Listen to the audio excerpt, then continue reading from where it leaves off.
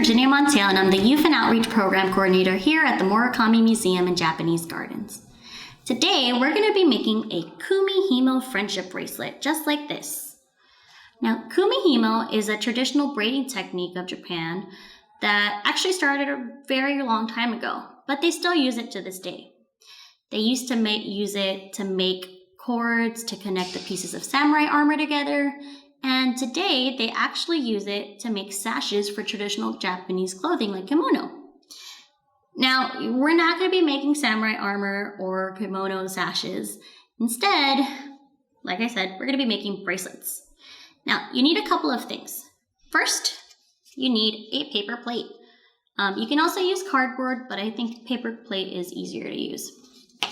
You also need either yarn in 2 different colors or embroidery floss in 2 different colors. I also recommend having some markers. You got 3 markers in 3 different colors and some scissors. Now first, in order to make a Kumihimo bracelet, we need to prepare our Kumihimo disc.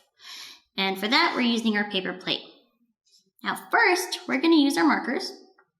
I'm going to use black first to make 4 different points. And kind of like the compass, north, south, east, west. Okay, so I'm just going to mark it. Up north here, south over here, east over here, and west over here. And we're done with our black marker. Next, I'm using my second marker color, green, to put a mark, just like these lines, in between each of the black ones. So in the middle over here, kind of in the middle here, over here, and over here. Now it doesn't have to be exact. You can estimate, that's fine. We just need these to make it easier for the project later on. And finally, we're going to use our last marker to make a mark between each of the first 2 colors. So between each black and green, we're going to make a mark. Same for over here. So that's 2 red ones, a 3rd, 4th, 5th, 6th, 7th, and 8th. Now, 8 is a really good number when it comes to Kumihimo. Why? Because you need 8 strings to make a Kumihimo bracelet. If you don't use 8 strings, it's not really Kumihimo. Not the traditional style. Now, we're going to use our scissors and we're just going to cut where these marks are. We don't want to cut all the way through because it's going to be really, really hard to make a bracelet with it. So we're just going to cut the edges. 1, 2, 3, 4, 5, 6, 7, 8, 9, 10, 11, 12, 13, 14, 15, 16. So you should have 16 different little marks, just like this. And you see how I didn't cut all the way through? Just a little bit. And next thing we need to do is we need to make kind of like a little hole in the center. Now, I recommend just folding it in half, just like this. And because it's a paper plate, it's easier. If it's cardboard, it's a lot harder. And then just making a triangle and cutting it into here. Now, it doesn't have to be a perfect triangle. It just has to work. And when you open it again, you kind of have a hole in the middle. And this is exactly what we need. And this is what we'll be using to make our Kumihimo bracelets. And you can use these a bunch of times. So for today, I'm not going to use yarn, but the one I'm wearing right now is made out of yarn. So I decided to use embroidery floss. Now, how long we make the string, it's up to you of how long you want your bracelet to be. I just cut it about this length because if I fold it in half, it should be more than enough to wrap around my wrist. So I have 8 different strings, 4 of each color. You can use more than 2 colors, but it is a little bit harder to keep track of. So if you're first starting out, I recommend just using 2 different colors. So we're going to grab our 8 strings and we're going to put them together and grab one end, just like this. We're going to use our other hand to make kind of a loop around one of our fingers. And we're going to push the ends through the loop in order to make a knot. Just like that. And once you have that, we're just going to pull it together as tight as you can. And this is going to be the end of your friendship bracelet. Now once we have it, we're going to put it through the hole that we made, all the way through to the other side. We're going to use our left hand to hold on to it. Now, we're going to grab our strings.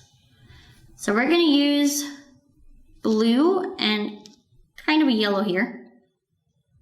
And let's separate it by color, just like this. Now, to make it easier to keep track of it, what we're going to do is we're going to put 4 across from each other and then 4 on the other side. So let's use our blue to go to the top. Now this can tangle a little bit, so we want to make sure we don't get any tangles by running our fingers through it, like that. So we're going to grab one string. We're going to push it through the top, just so it lands in between each of these pieces. And we're going to do the same with another one, kind of like that. Now we're going to use the last 2 of the blue, and we're going to bring it down opposite, across from it. So we're going to put one there, and another one right here. Okay, so you see how they're across from each other? And we're going to do the same with the yellow on the other side. So we're going to do one yellow over here, another yellow right next to it, and then the other 2 on the other side.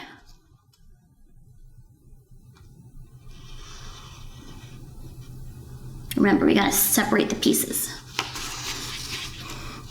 One, and then the last one over here. So it's kind of notched in between. And this is what it looks like to start off with. Now we're gonna do 3 things with our right side, okay? So we're gonna grab the top right string with our right hand and bring it down to the bottom right, next to the string that's already there. And we're gonna bring it down. Then we're gonna grab and use our left hand to do 3 things. We're gonna grab the bottom left string and we're gonna bring it up to the top left one. Just like that. And that's our first step. Then we're just gonna turn it to the left and do the same thing with the yellows. So we're going to use our right hand and grab the top right string and bring it down next to the bottom right string and bring it in. Then we're going to use our left hand, grab the bottom left string and bring it up to the top left string. And again, we're going to turn it to the left. And we're going to keep doing this for a bit. So let's continue on over here. Bring your bottom left string up to the top left, and then turn to the left again.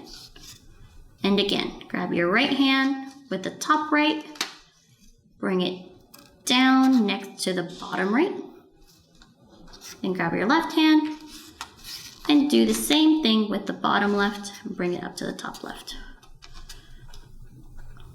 Now we're gonna do this a couple of more times just so you can see kind of what it looks like once it gets a braid going. So top right to our bottom right, bottom left next to our top left, and turn to the left. We keep doing it, top right to the bottom right, bottom left to the top left.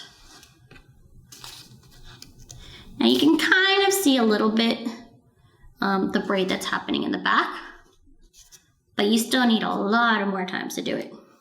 You don't have to do it all the way through, but I do recommend doing a bit of it. So I'm just gonna keep doing this just for a bit more.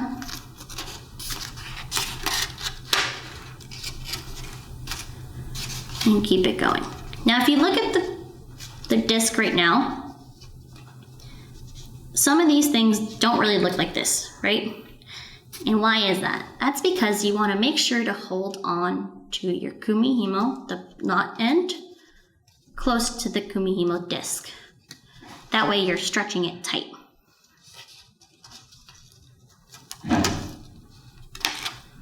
Now, if it is hard to hold on to it, you could just tape it down to the back and then move it when you need to. That's okay.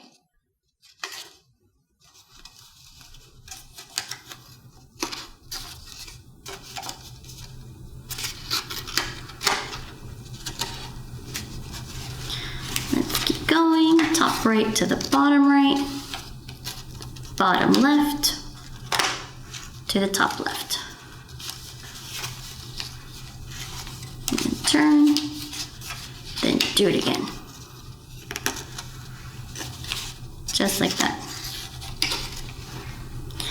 As you can see, I really wasn't running my hands through the string, so they were starting to get knotted. So let's do that. Okay, and then we turn it and do it again. Okay. So now you can kind of see the Kumihimo string, the Kumihimo style coming out. Let's move this to the back. It's starting to make the braiding technique that we want. And it's that easy. So we're gonna continue this up until we get to the point where we wanna stop. Okay? Now, I have one that I already started working on, and I have it here with me. I didn't use a paper plate, but I used cardboard to make it. So let's put this to the side for now. So this is the same embroidery floss that I started working on before. And you can see it's a bit long, right? And this is almost ready, let's see, to make a bracelet. Yeah.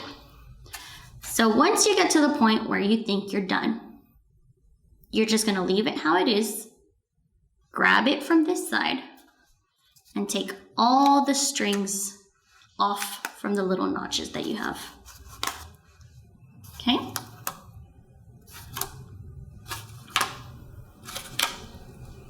And then once you have it like that, you can just pull it through the little hole in the middle. You have something like this. Now I used a really long piece of embroidery floss, which is okay, but I really don't want all of this. So first I'm gonna make a knot, and then I'm gonna cut off the rest that I don't need. So like we did before for the beginning, we're just gonna grab the loose end.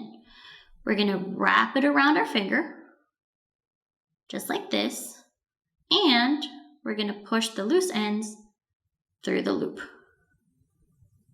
just like this. And now we wanna get as close to as possible to where the braid ends, like this, and just pull it tight. Now I still have a lot left over, and I don't need all of it, so let's cut off some. I'm gonna cut off all of this. So just use your scissors, cut it off, and you have what's ready to be a bracelet. Now for this, you could just make a simple knot, kind of like how I did here. Kind of like how we tie our shoelaces. And then push it through. And it's done. This is a Kumihimo bracelet. Just like that.